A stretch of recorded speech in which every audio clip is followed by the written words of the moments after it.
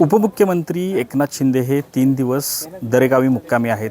सध्या मी त्यांच्या दरेगावच्या निवासस्थानी आहे आणि या परिसरात आपण जर पाहिलं तर काल रात्रीपासूनच पोलिसांचा मोठा बंदोबस्त या ठिकाणी पाहायला मिळत आहे। खरं तर एक मोठी चर्चा जी आहे ती राजकीय घडामोडीमध्ये ऑपरेशन टायगरची पाहायला मिळाली।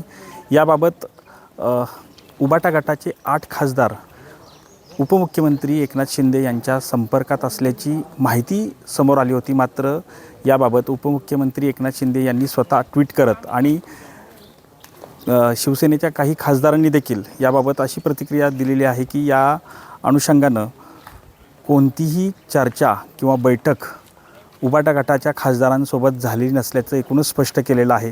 त्यामुळं ज्या काही याबाबतच्या घडामोडी होत्या की उबाटा गटाचे काही खासदार जे आहेत ते शिवसेनेच्या उपमुख्यमंत्री एकनाथ शिंदे यांच्या संपर्कात होते, याबाबत पूर्णपणे या प्रकरणावर पडदा पडलेला पाहायला मिळत आहे। मात्र सध्या या ठिकाणी 3 दिवस उपमुख्यमंत्री एकनाथ शिंदे हे दरेगावी मुक्काम करणार असल्याची माहिती समोर येत आहे। कॅमेरामन आमिर शेखसह संतोष नालोडे, TV9 मराठी, दरे, सातारा।